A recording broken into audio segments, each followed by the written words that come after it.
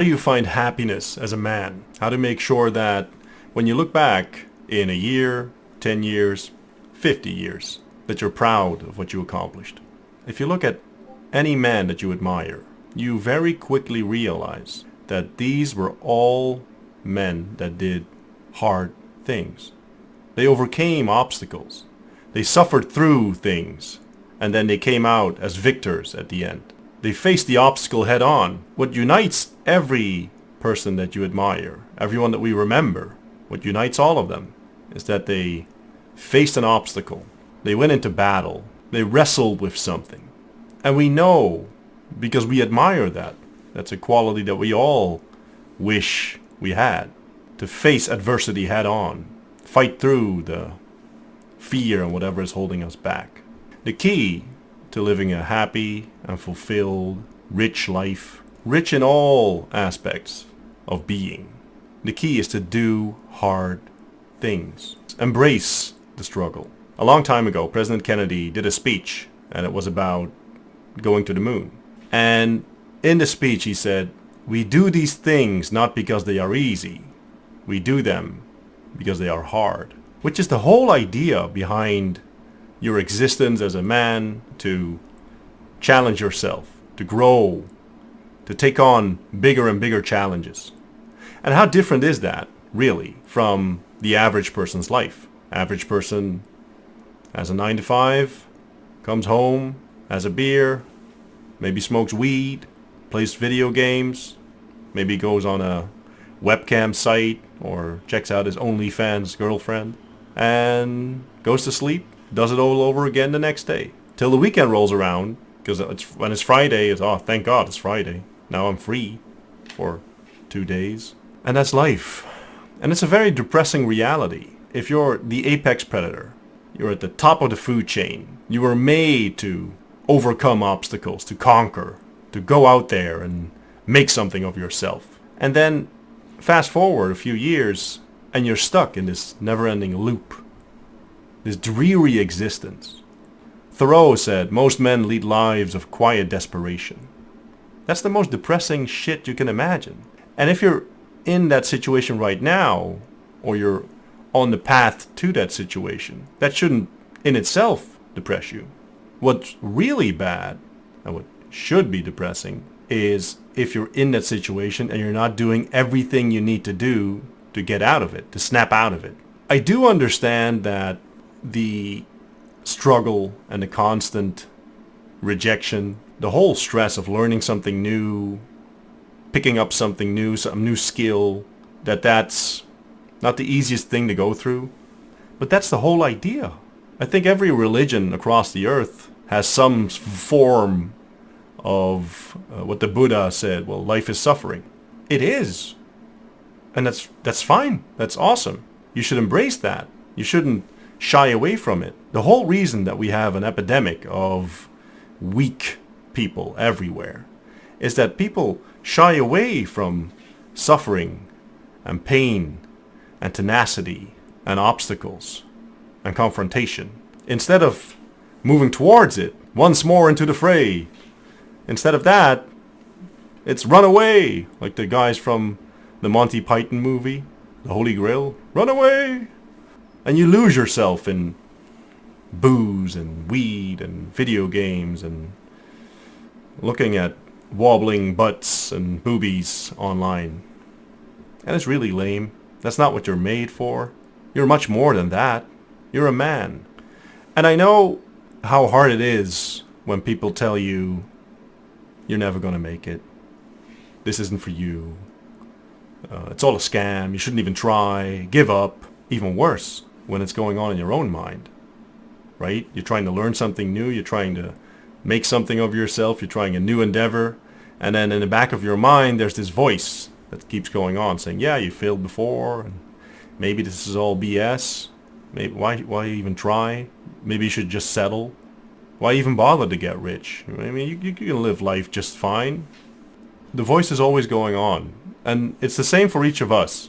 Like, there's no secret magic technique to make the voice go away. There's always a seed of doubt in everyone. It's the same for you. It's the same for the people you admire. It's the same for the people we all know. Genghis Khan, Alexander the Great, I can guarantee you, those guys had the same issues. I don't know by heart how long Alexander managed to motivate his men to keep on fighting. I believe it was something like 14 years. Maybe more, maybe less. But imagine the resolve that takes.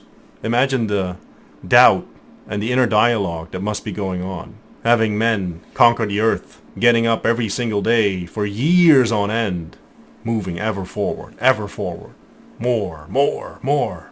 But that's why we know who he is. He embraced the struggle. He went towards it instead of walking away. And if you're in doubt about whether you're going to make it, or if you catch yourself rationalizing, saying, yeah, maybe this just isn't for me, but what if I fail? What if I fail and people will see me fail? Imagine you walk up to a girl you like. You walk up to her, you're with your friends in some bar, you introduce yourself, and she basically tells you, nah, I'm not interested, I have a boyfriend, I don't know, whatever, right? You come back to your friends. If they are your friends, they will admire you for having the balls, having the stones to walk up to that girl and doing what many men would never ever do. It's a frightening thing. It's a scary thing. If they are your friends, they will support you in that. They will pat you on the back and say, hey, good job, man. Now, if you're around people that tell you that you're a moron after you get back from that mission, failed mission, if you're around those people, you should get away from them ASAP. Those are not your friends. They're trying to drag you down to their level, and you don't need those people around you. I'm not a fan of cutting people off cold. I don't like that. But the one exception that I usually make is when people pull a stunt like that, where you take a risk, you put yourself out there, you're, in a way, you're vulnerable, and then they come down on you saying you're a moron, you're an idiot, I told you so, you were stupid, you should have listened to me. I do not like that energy at all. Now, keep in mind, I'm talking about bravery and taking on a challenge. I'm not talking about outright stupidity. Like if you were setting out to drink 80 bottles of beer in a night and your friends tell you that might not be the best idea, that they're still your friends because it might not be the best idea. I'm talking about actual things that would propel you forward as a man, as a human being, a challenge you actually want to complete without dying, preferably. But let's leave your friends out of the equation for a second. Let's talk about this guy, the guy in your head, guy that keeps telling you, this is too hard, you can't make it, doesn't make any sense, shouldn't do this, it's too dangerous. What if she says no? What if they say no? What if other people, what are people going to think of me? That guy. We all know that guy. We're intimately familiar with that guy.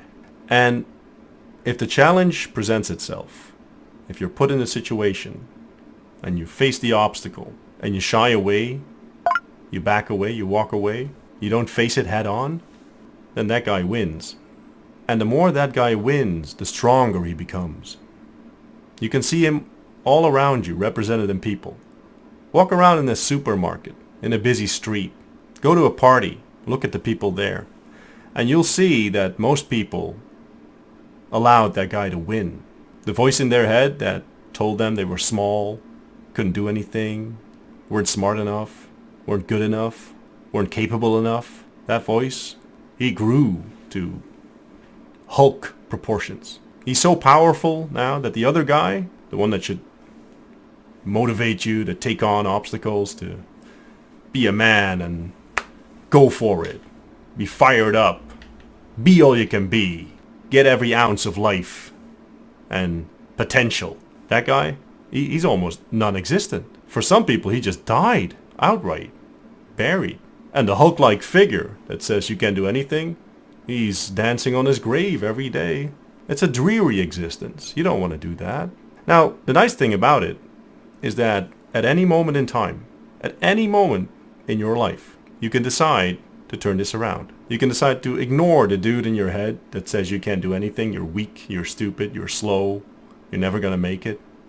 And you can feed the other guy that says, let's take this on, let's do this, let's go for it. Because the real failure in confronted with any obstacle that's worthwhile, any challenge that you want to complete, whether you make it or not, whether you win or you lose, whether you take it on and you fail or you succeed, that's one bridge further than where you are now. The real challenge is, are you man enough to take on the challenge?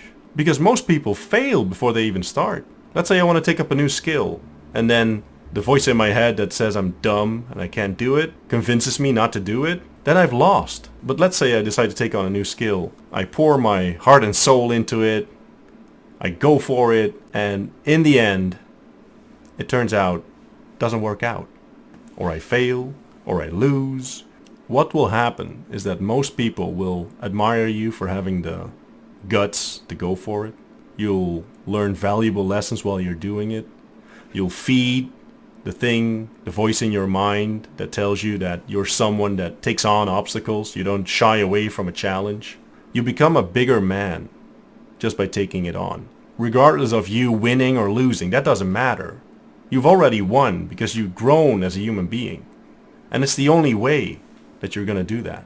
And it's so important to be someone that does that consistently.